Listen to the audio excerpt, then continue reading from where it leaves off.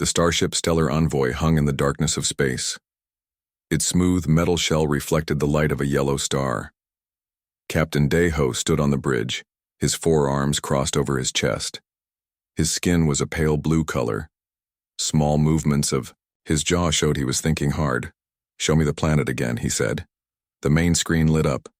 A blue and green world appeared, wrapped in swirling white clouds. It looked peaceful from far away. But the ship's computers told a different story. "The readings make no sense," said Science Officer Jiwoo. She tapped on her screen with long, thin fingers. "The gravity is 1.3 times our standard.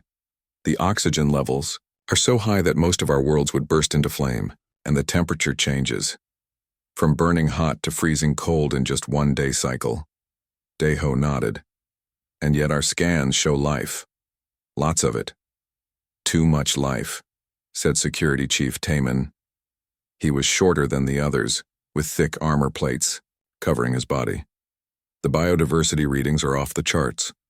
Millions of species all fighting for space. It's a war zone down there." Communications specialist Hana joined them at the main console. Her skin had a golden glow and her eyes were large and completely black.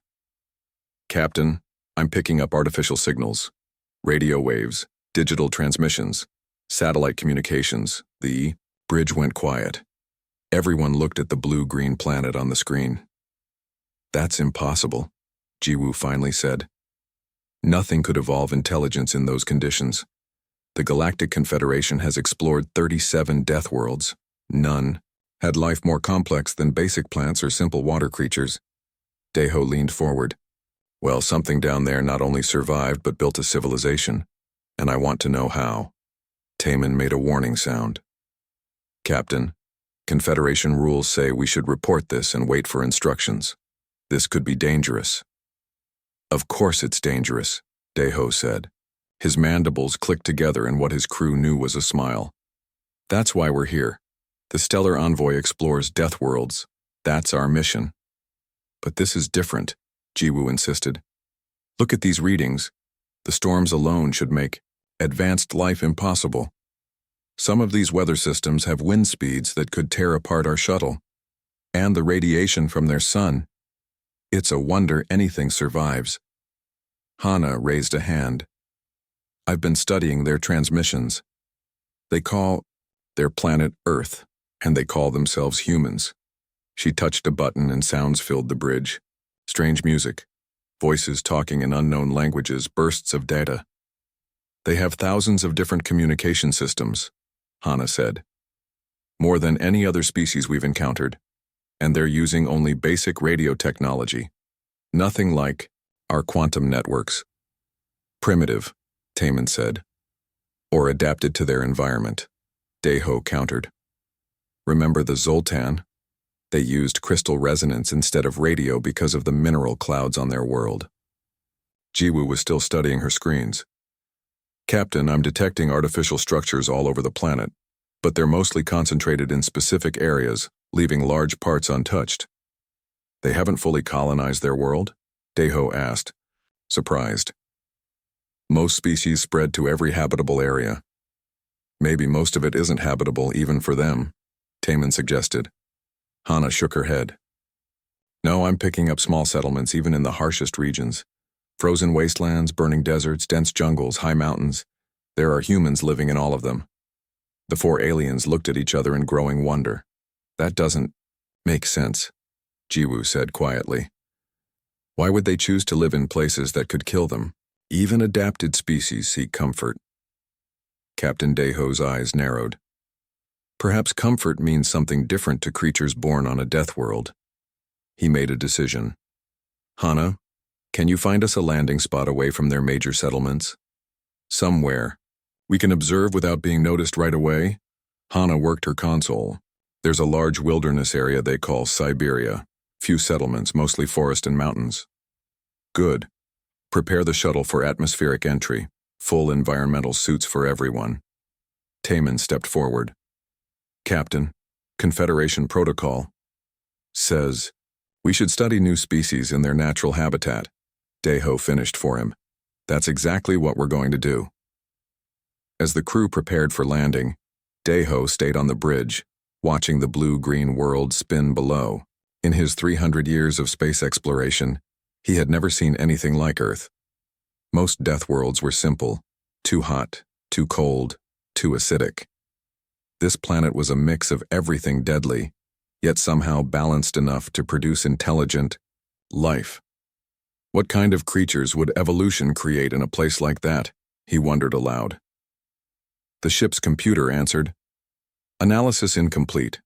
Biological readings suggest high resilience, advanced immune systems, and unusual respiratory efficiency." Daeho laughed. "That tells me nothing. What are they like? What do they think? How do they see the universe?" "Unknown," said the computer. "Cultural analysis requires direct contact." "Then that's what we'll do." Daeho turned as his crew returned to the bridge, now dressed in their environmental protection suits. "The shuttle is ready, Captain," Jiwoo reported. "But I must note my concerns. Our suits are rated for extreme environments, but Earth exceeds safety parameters in several categories."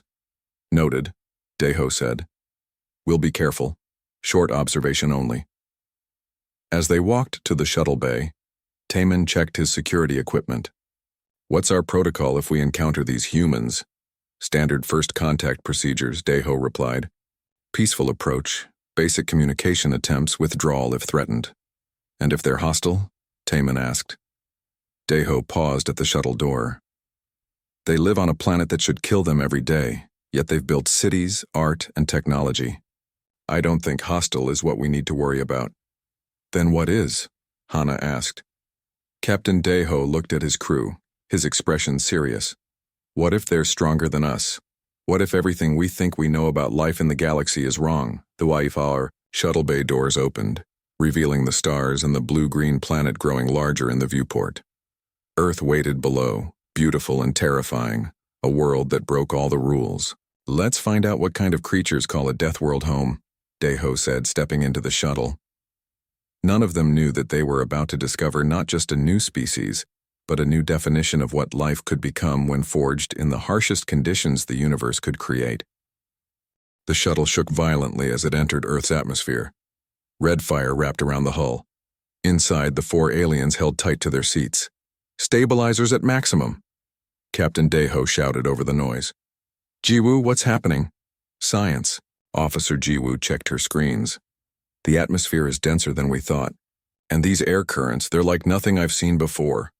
A massive jolt threw them sideways. Security Chief Taemin's harness snapped tight across his chest. "Is this normal for this planet?" he asked. Hana, the communications specialist, studied her data pad. "According to the human transmissions, yes. They call these weather systems. They have names for different types: hurricanes, tornadoes, blizzards. And they fly through these in their primitive aircraft?" Daeho asked in disbelief. "They do," Hana confirmed. "They lose thousands of their kind to weather every year, yet they continue to live in danger zones." The shuttle broke through the cloud layer. Below them stretched an endless carpet of green, the forests of Siberia. Mountains with white tops rose in the distance. A river snaked through the landscape like a blue ribbon. "It's beautiful," Jiwoo whispered. "And deadly," Taemin added. "Sensors show predator life forms everywhere. The competition for survival must be constant." Daeho guided the shuttle to a clearing near the forest edge. "Set environmental suits to maximum protection. We don't know what's waiting for us out there." The landing was rough but safe. When the engines shut down, they could hear sounds from outside: wind in trees, animal calls, the river flowing nearby. "Final checks," Daeho ordered. "Gravity compensators at full. Oxygen filters active. Temperature regulators running." They helped each other seal their suits. These were the best the Confederation had, designed for the harshest environments. But even so, Jiwoo looked worried. "Our suits can only handle this gravity for about 6 hours," she reminded them. "After that, the strain on our bodies will become dangerous." Daeho nodded. "Quick survey only. We'll gather data and return." The airlock opened with a hiss. Earth's air rushed in, rich with smells their filters couldn't completely block. Then came the gravity. Taman stepped out first and immediately stumbled. His legs shook under the weight of his body. "By the stars," he gasped. "It's like carrying another person on my back." One by one, they left the shuttle. Each step was hard work. Their bodies, evolved for lighter worlds, struggled against Earth's pull. "Activate gravity assist," Deho ordered. A soft hum came from their suits as the compensators worked harder. It helped, but not enough. How do humans move in this? Hana wondered. She took readings with her scanner. According to their broadcasts, they run for fun. Some even climb those mountains without help. They made their way slowly to the forest edge. The trees towered above them, bigger than any plants they'd seen on other worlds. Insects buzzed around, some landing on their suits. The biodiversity is incredible, Jiwoo said, examining a beetle. This small creature has a more complex biology than some sentient species we've met. Taman kept his weapon ready. "Captain, movement in the trees.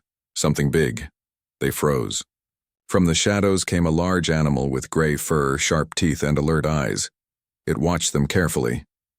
"Earth predator," Hana whispered, checking her data.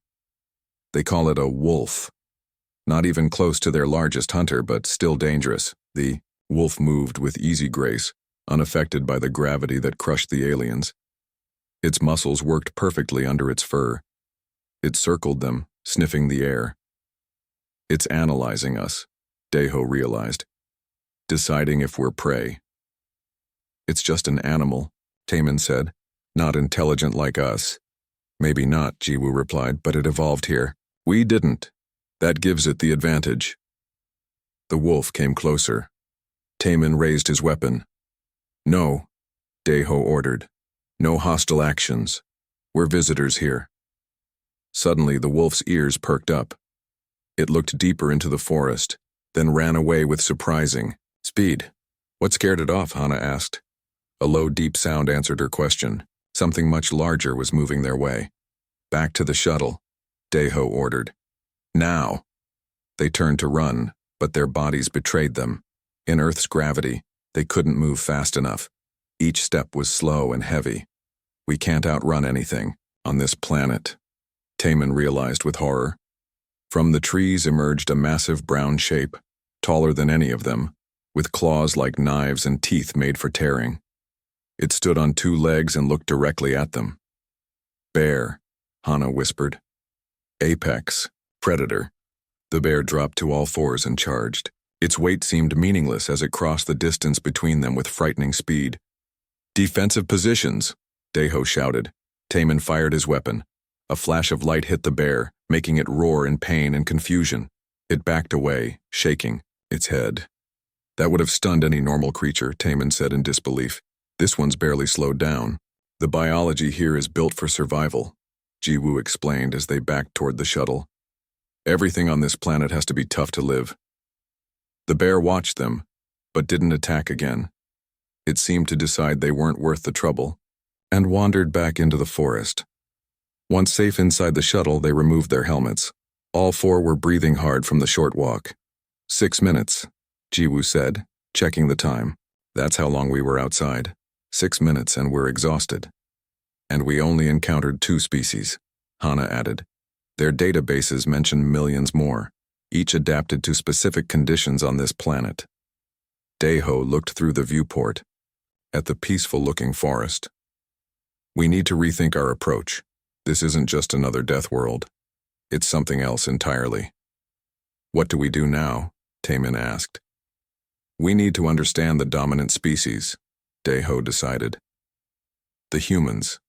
If they thrive in these conditions, they must have adaptations we can't imagine."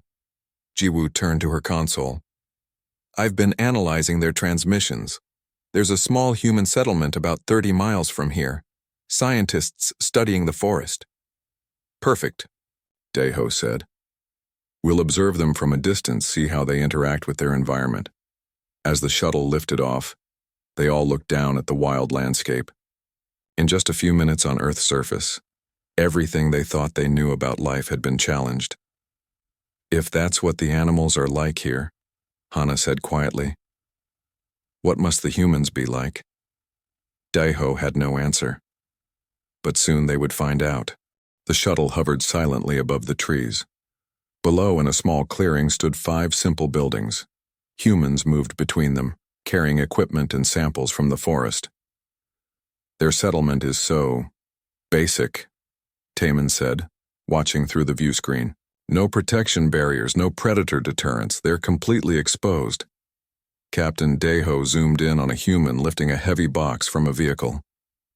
Look at how they move. No effort at all in this gravity. Jiwoo checked her scanners. They're wearing almost no environmental protection. Just thin cloth coverings. Some areas of skin are completely exposed to the air. The temperature outside is only 50 degrees on their scale, Hana added. According to their data, they consider this mild weather. The aliens watched as the humans worked.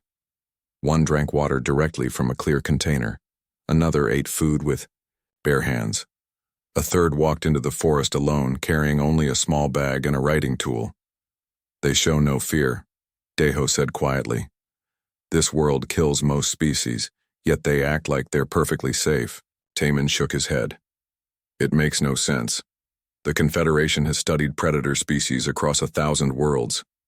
Nothing behaves like this, exposing themselves with no defenses. Unless... Jiwoo's voice trailed off. Unless what? Daiho asked. Unless they're the apex predators here, she finished. Not the bears or wolves. The humans. They were silent, considering this idea. We need direct contact, Daiho decided. We've observed enough, it's time to meet them. Captain, is that wise? Taman asked. If they are apex predators, then running and hiding won't help us, Daiho finished. Better to approach openly. They landed the shuttle in the clearing, a safe distance from the buildings. The humans stopped their work and gathered together, watching the ship with obvious surprise but no panic. They're not running away, Hana noted. Most primitive species would flee from unknown technology. Or attack it, Taman added, checking his weapon. No weapons, Daiho ordered. Standard first contact protocol. Translator ready, Hana? She nodded, activating the device on her suit. It's been analyzing their communications, should work for basic conversation. They stepped out of the shuttle, once again fighting against Earth's crushing gravity. Ahead, 5 humans walked toward them in a loose group. The aliens could now see them clearly. 2 taller ones and 3 slightly shorter ones, all walking, confidently on 2 legs. They have fewer limbs than most intelligent species, Jiwoo observed. Just 4, 2 for walking, 2 for manipulation. Efficient design, Daiho replied. Less energy needed to move fewer limbs in high gravity. The humans stopped a few meters away. One stepped forward, taller than the others with short black hair. He smiled, showing white teeth that could easily tear flesh. Hello, the human said, raising an empty hand. I'm Dr. Min-jae Kim. These are my colleagues, Dr. Do-yoon Park, Subin Lee, Hyuk Kang, and Jia Moon. We're ecological researchers. The translator converted his words. Daiho stepped forward, fighting the gravity. I am Captain Daiho of the Galactic, Confederation Ship Stellar Envoy. These are Science Officer Jiwoo, Security Chief Taman, and Communications Specialist Hana. The human named Min-jae looked at them with clear interest. You're finding our gravity difficult. Would you like to sit? We have chairs by our camp. Before the aliens could answer, the sky darkened. Large drops of water began falling, slowly, at first, then faster and heavier. Rain starting, said the human called Subin, looking up without concern. Let's go inside. The humans turned and walked easily through the downpour. The aliens followed, struggling with each step. The rain hit their suits with surprising force. The water, Jiwoo exclaimed, checking her scanner. It's slightly acidic. It's just normal rain, called Do-yoon over his shoulder. Hurry up before you get soaked. Inside the largest building, the humans offered them seats. The aliens sank into them gratefully, their bodies tired from even that short walk. Would you like something to drink? Asked Jia, the smallest human. Coffee? Tea? Water? They offer us their water, Taman whispered to Deho. The same acid that falls from the sky. We're fine, thank you, Deho said to the humans. Our suits provide all we need. The humans sat across from them, looking curious, but not afraid. One of them, Hyuk, pulled out a small device and began recording. Hope you don't mind, he said. First contact and all, historic moment. You're not surprised to see aliens? Hana asked. Minjae shrugged. Surprised, yes. Shocked, no. We've always believed there must be other life out there, though we expected our first visitors might be more comfortable on our planet. Your world is classified as a death world in our systems, Jiwoo explained. The conditions here would kill most species in the Confederation. The humans looked at each other confused. Really? Subin asked. It seems perfectly normal to us. That's what we find fascinating, Deho said. You've evolved in conditions that would be lethal anywhere else. Your gravity alone would crush most species. Minjae leaned forward. So other worlds have less gravity? That would be interesting to experience. You would feel like you were floating, Hana told him. Most inhabited worlds have gravity 30 to 50% lower than Earth's. As they talked, Jiwoo noticed one of the humans, Do-yoon, take a container of liquid. He poured it into a small cup and drank it. Her scanner beeped in alarm. You just consumed a neurotoxin, she exclaimed. Do-yoon looked at the cup in his hand. This? It's just whiskey, a drink. You drink poison for pleasure? Taman asked in disbelief. The human called Hyuk laughed. Wait until they hear about our spicy food. Minjae stood up and went to a heating device. He returned with a plate of red pieces. Would any of you like to try some kimchi? It's fermented cabbage with chili. Jiwoo scanned it. It contains capsaicin, a defense chemical that plants evolve to prevent being eaten.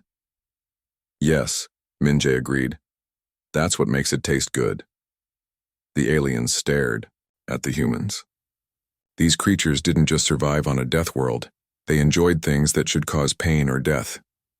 What would kill you? Taman asked suddenly. I mean, what do you consider dangerous? The humans thought for a moment. Well, very hot or very cold temperatures, Jia said.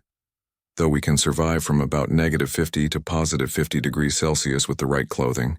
Some animals and plants are dangerous, added Subin. Venomous snakes, toxic plants. But mostly, Minjae said, we're a danger to ourselves. Our biggest threats come from other humans. The aliens exchanged glances. A species that had evolved to survive everything a death world could throw at them, yet still fought among themselves. The implications were disturbing. We have so many questions, Deho said. Would you be willing to tell us more about your species? About how you've adapted to this world?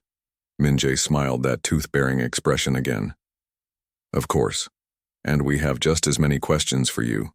But first, are you sure you won't try the kimchi? The aliens politely declined. Night fell over the research camp. The aliens sat with the humans around a table inside the main building. Outside, the temperature had dropped 20 degrees, but the humans seemed unbothered. They simply added layers of cloth to their bodies. So, your ships use faster than light travel? Asked Hyuk, his eyes bright with excitement. How does that work? I think we have more pressing questions, Captain Deho said politely. We still don't understand how your species survived on this planet. Dr. Minjae nodded. Fair enough. What would you like to know? Science Officer Jiwoo had been studying her datapad. According to your broadcasts, humans evolved from smaller primates over millions of years. But how did you overcome the challenges of this world? We didn't overcome them, Minjae explained. We were shaped by them. Earth made us what we are. Do-yoon joined in. Think of it this way. Every part of human biology exists because it helped us survive here. The humans began explaining their history. They described how early humans had no claws, no sharp teeth, no great strength. They were not the fastest or strongest animals. So how did you hunt? Taman asked. How did you protect yourselves from predators? We walked them to death, Subin said simply. The aliens stared at her. What do you mean? Hana asked. Persistence, hunting, Minjae explained. Early humans would chase animals until they collapsed from exhaustion. We can't run as fast as most prey, but we can run longer. In this gravity? Taemin asked in disbelief. You chased animals until they died. Of tiredness? Yes, Gia said. Humans have special cooling systems. We sweat. Most animals pant to cool down, which means they have to stop running. We don't. Jiwoo checked her scanner. Your bodies are mostly water. You have multiple redundant systems. Your skeleton, it's internal and incredibly dense. And you're immune. Systems, Hana added, looking at her own readings. They're constantly fighting thousands of microscopic threats. Bacteria and viruses, Minji confirmed. They're everywhere on Earth. In our water, our food, the air we breathe. Our bodies fight them all the time. And sometimes we use them, added Subin. Like in the kimchi you wouldn't try. The fermentation process uses bacteria to transform the food. Daeho looked troubled. In the Confederation, a single harmful microorganism could wipe out an entire world. Yet you live with millions of them. You even put them in your food on purpose. The humans laughed. You make Earth sound so dangerous, Minjae said. To us, it's just home. But it is dangerous, Taemin insisted. The radiation from your sun alone should cause cell damage. The oxygen in your air is at combustion levels. The gravity should crush your organs over time. We've adapted, Doyoon said with a shrug. Our bodies repair radiation damage. Our cells use oxygen for energy. And our bones and muscles evolved for this gravity. Jiwoo looked up from her pad. I've been studying your medical records. Humans can survive losing more than half their blood volume. You can live with one lung, one kidney, or even part of your brain removed. You can regrow large amounts of liver tissue. Your bones can heal from complete breaks. And that's just physical. Resilience, Hana added. Your psychological adaptations are even more extreme. You endure stress that would shut down most species' minds. Minjae looked thoughtful. We don't think about it much. Surviving is just what we do. Daeho stood up and walked to the window, fighting the gravity with each step. Outside, rain still fell. Lightning flashed in the distance. You said earlier that your biggest threat is other humans, he said, turning back to Minjae. What did you mean? The human scientists grew quiet. Our history isn't peaceful, Minjae finally said. Humans have fought wars against each other for thousands of years. With what weapons? Taemin asked. The humans explained their military history, from simple sticks and stones to nuclear weapons that could destroy entire cities. You created weapons that could render your planet uninhabitable, Daeho said, his voice low. And you survived that too. Barely, Minjae admitted. We're still learning to control our aggressive instincts. It's not just aggression, Gia added. It's our drive to explore, to push limits. We climb mountains just because they're there. We dive into oceans that could crush us. We flew into space in ships that had a good chance of exploding. The aliens were silent, processing this information. Captain, Jiwoo said quietly. I think I understand now. Humans didn't just evolve to survive Earth. Earth created humans specifically to overcome challenges. What do you mean? Daeho asked. Most species evolved to fit into a stable ecological niche, she explained.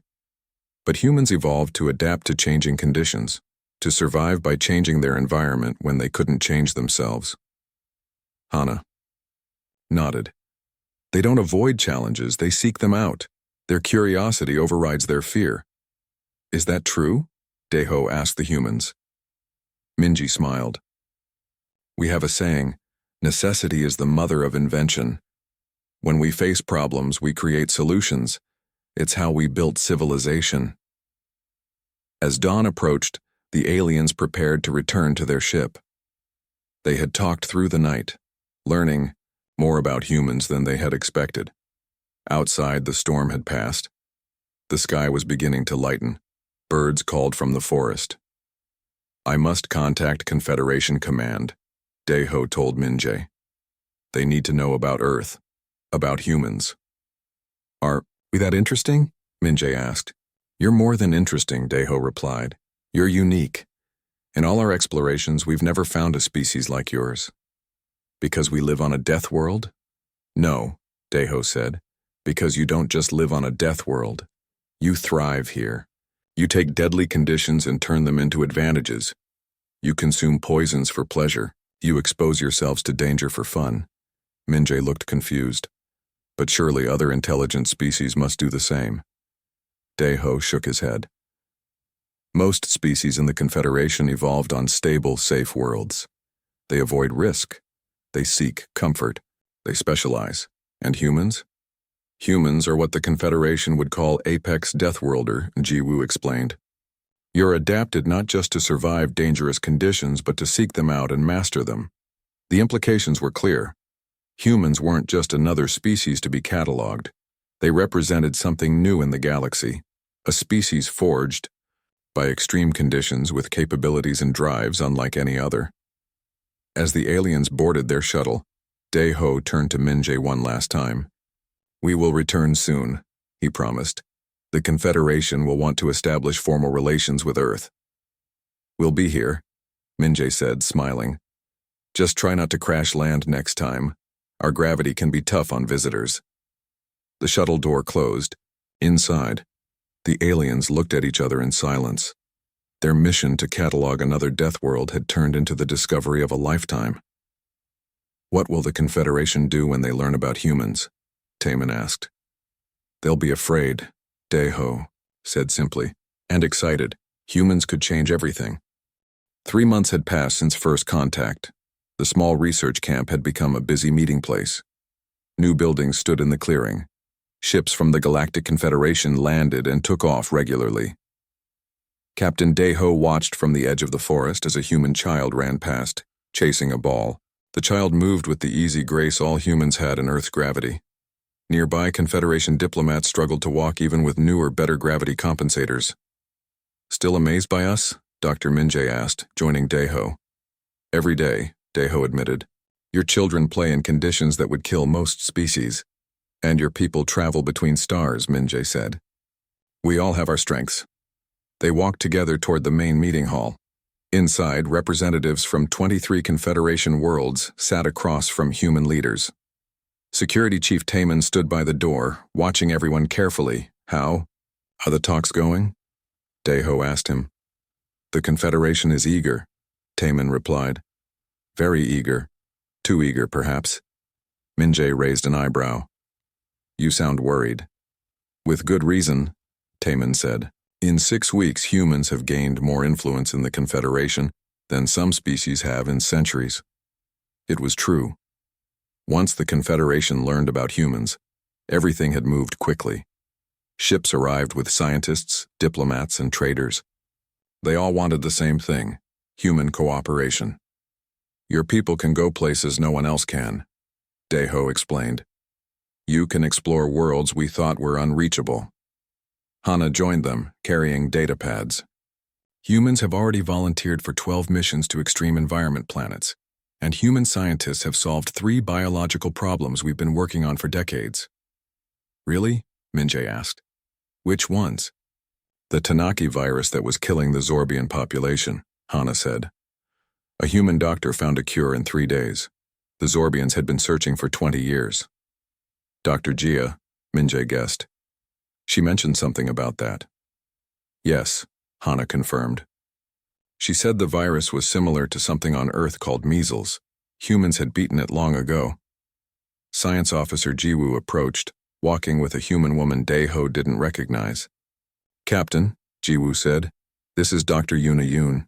She's developed a way for our people to move in Earth's gravity without compensators. Yuna nodded politely. It's a biological treatment that strengthens bone density and muscle fiber. Very safe. We tested it on ourselves first, of course. Of course, Daeho said, not surprised. Humans tested dangerous things on themselves all the time. They called it clinical trials. Inside the meeting hall, a Confederation representative was speaking. The benefits of this alliance are clear. Humans can explore regions of space previously thought impossible to reach, and the Confederation can offer humans technology beyond their current level. What about defense? Asked a human leader. Earth has enemies? The Confederation is generally peaceful, the representative replied. But yes, there are threats. The Drax Collective has been expanding aggressively. And what are these Drax? Ike? Another human asked. Taman answered. Powerful, evolved on a high-gravity moon, nearly as strong as humans but with advanced weapons technology. The humans looked at each other. Deho had learned to read their expressions better over the past months. They weren't afraid. They were calculating. We'll need to understand these threats better, a human military leader said, and the Confederation's defense capabilities. Later, when the formal meetings ended, Deho and Minjae walked outside. The sun was setting, painting the sky in colors Deho found both beautiful and slightly threatening. On Earth, even the sunsets were intense. Your people move fast, Deho observed. 3 months ago, you didn't know aliens existed. Now you're planning joint defense strategies. Minjae smiled. Adaptability, remember? It's what humans do. We face new situations and adjust quickly. The Confederation isn't used to that pace, Deho said. Some members are concerned about humans, about what humans might become with advanced technology. Your history of conflict makes some species nervous. Minjae stopped walking and turned to face the alien captain. Do we make you nervous, Deho? Deho thought carefully before answering. When we first met, you told me that humans are your own biggest threat, that you fight wars against yourselves. What happens when those instincts are given starships? Weapons that can destroy planets.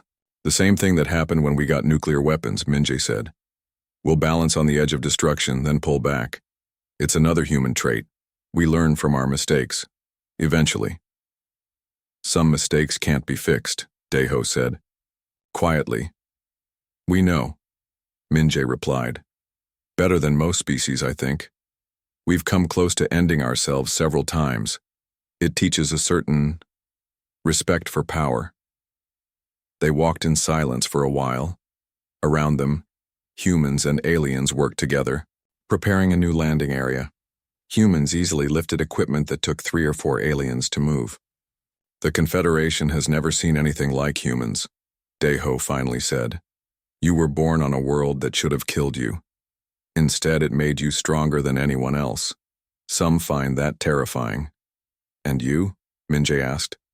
I find it hopeful, Deho admitted. The galaxy needs new perspectives, new strength. The Drax have pushed the Confederation back for decades. Perhaps humans are what we need. A shuttle descended from the sky, landing smoothly on the new pad. The door opened, and a group of humans walked out. They had been visiting the Confederation's main world. Their first trip to a low-gravity planet. How was it? Minjae called to them. Amazing, one replied, grinning. We could jump 10 meters high. Everything was so light. They let us test their flight suits, another added. The Confederation pilots couldn't believe how fast we could move in them. Deho watched as the returning humans shared their experiences with excited gestures. Their joy at discovering new worlds was genuine. Behind the toughness that Earth had forced on them, humans had maintained curiosity and wonder. 1 week later, in a formal ceremony, Earth officially joined the Galactic Confederation. Human representatives signed the agreement using actual ink on paper, a tradition that confused the aliens but that humans insisted was important. Afterward, at the celebration, Deho found himself standing with his original team, Jiwoo, Taemin, and Hana, watching humans and aliens attempt to dance together. Did you ever imagine this would happen when we first detected this planet? Hana asked. Never, Taemin admitted. I thought we'd catalog another deadly world and move on. Instead, we found humanity, Jiwoo said, and everything changed. Dr. Minjae joined them, carrying drinks. He handed one to Deho. Just water for you, he said with a smile. I remember your reaction to our poison drinks. Deho accepted the water. Thank you, and thank you for everything else. The Confederation has already changed because of humans. Most would say for the better. And what happens next? Minjay asked. Deho looked around at the celebration.